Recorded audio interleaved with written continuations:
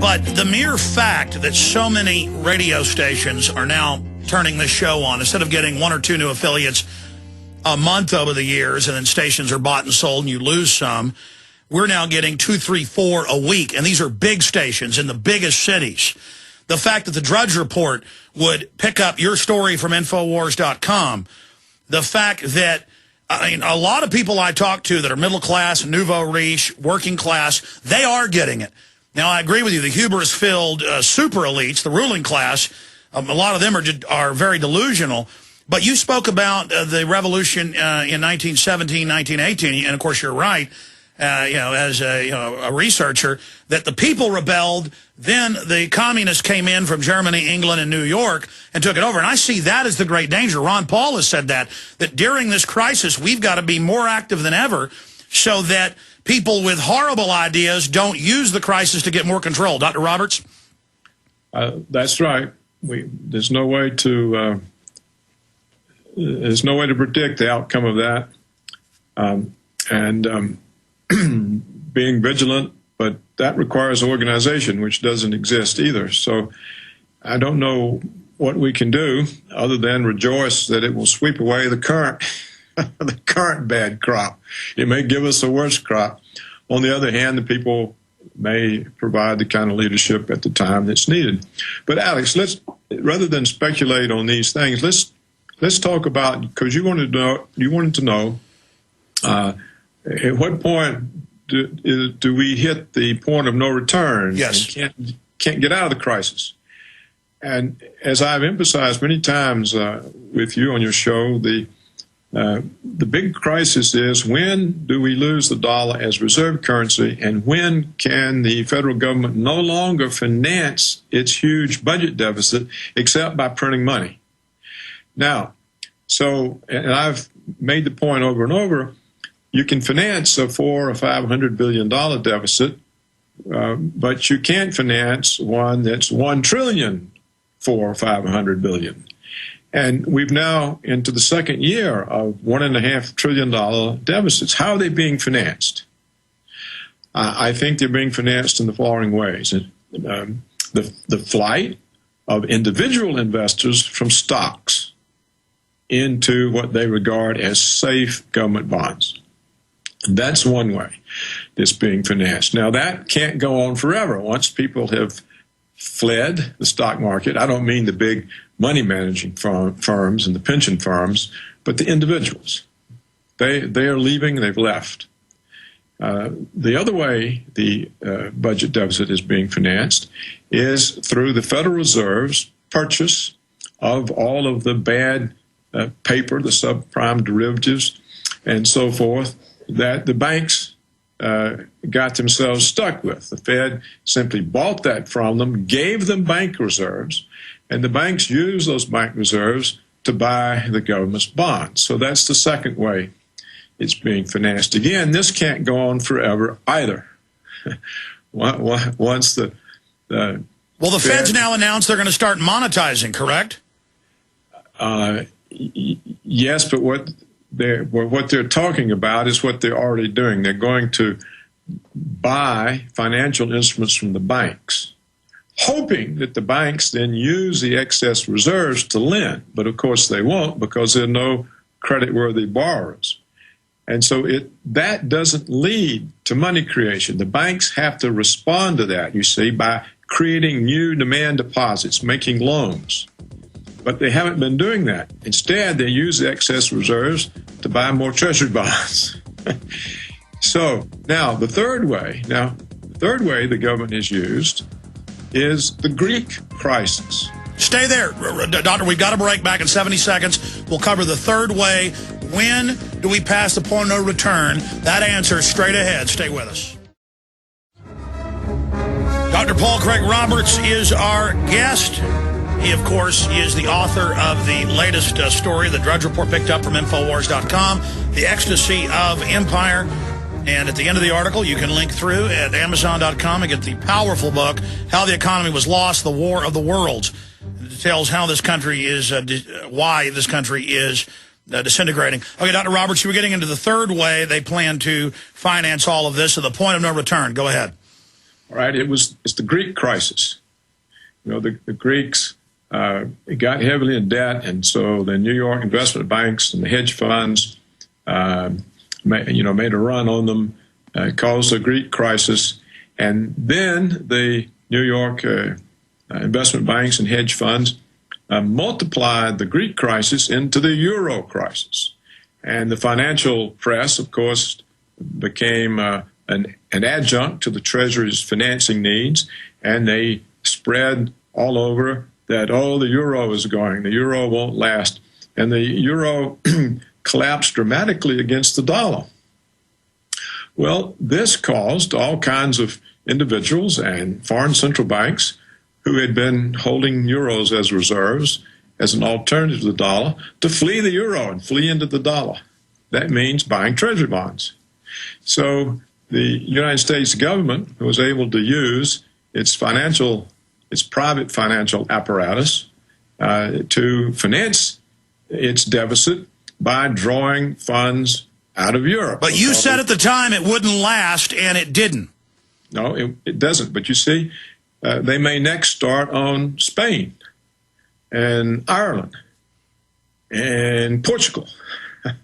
So they can keep it going, and as long as they have some country in the EU that's sufficiently indebted that the financial press can create the image of a disaster, and that the hedge funds and the investment banks can make money by shorting or driving down.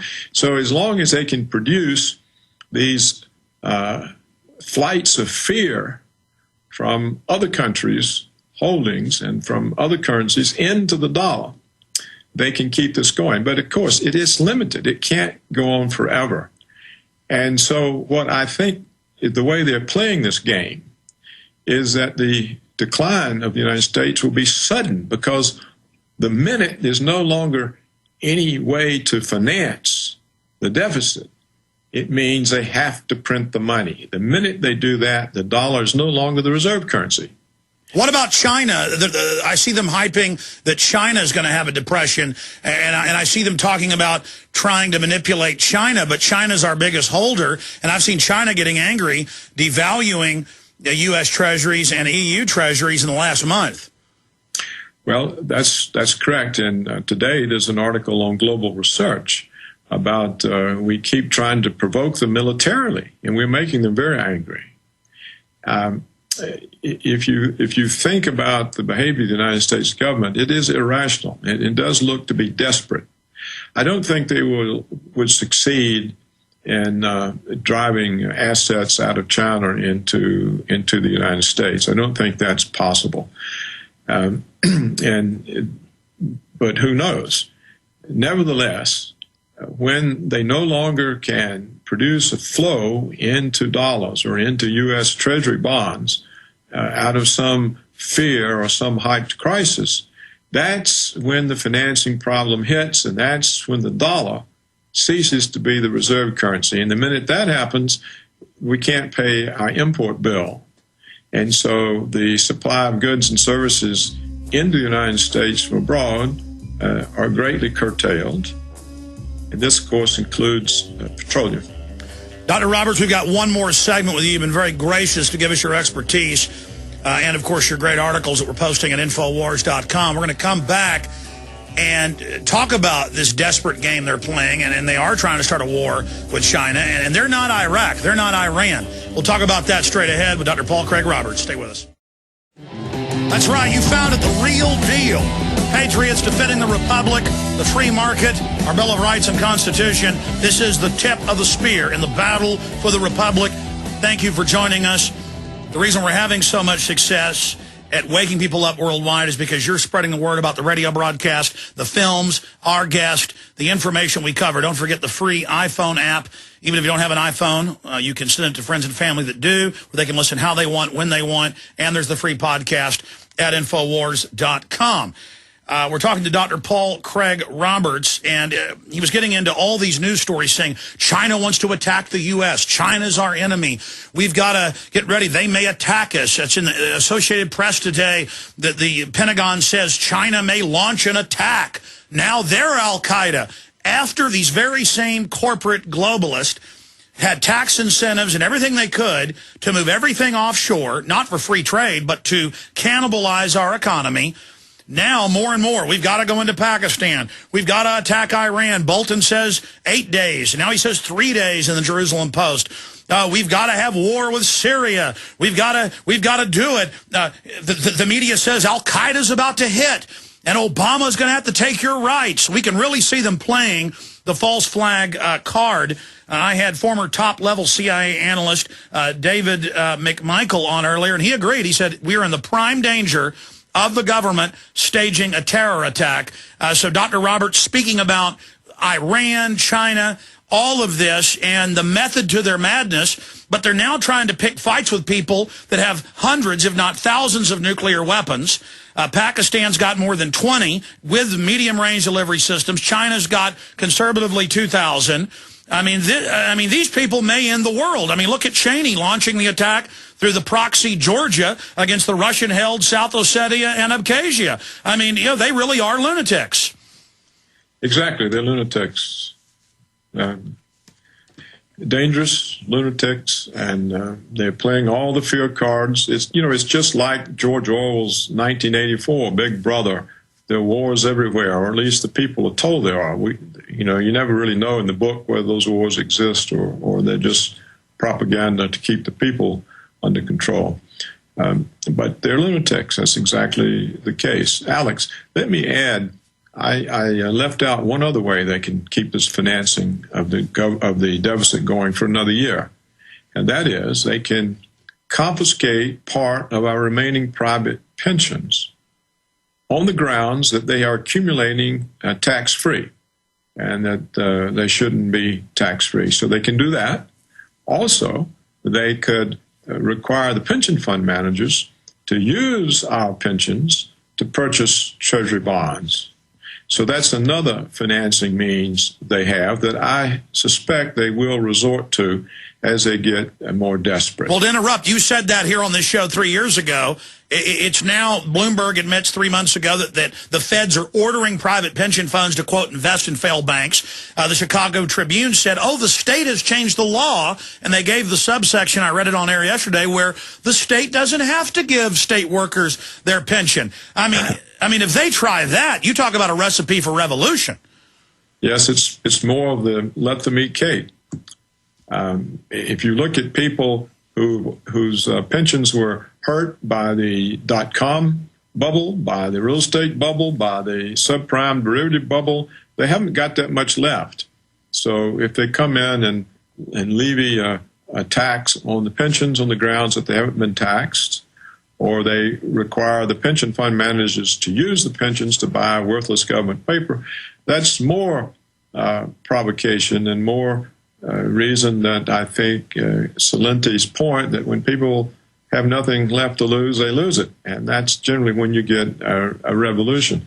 Now, to get back to your point, I really don't think the United States military wants to have a war with Iran. They certainly don't want to have one with China.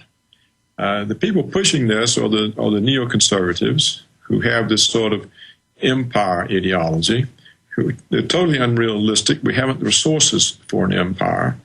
And the military security complex. They push it because of the profits on the munitions and the warplanes and everything else. And, of course, they're related to the Pentagon. But the generals themselves, or at least most of them, have, I think, too much sense. And they've not been very supportive of the notion of attacking Iran. If you notice carefully statements of the top generals, you don't find a whole lot of support. Yeah, Mullen has even told the Israelis it's nuts. Fox Fallon refused and resigned 3 years ago or 2 years ago. So it's incredible. So they certainly won't want to start anything with China. It's not clear to me that China would even have to fight, that they could probably defeat us just by dumping their $2 trillion worth of U.S. assets, because that would be the end of the dollar.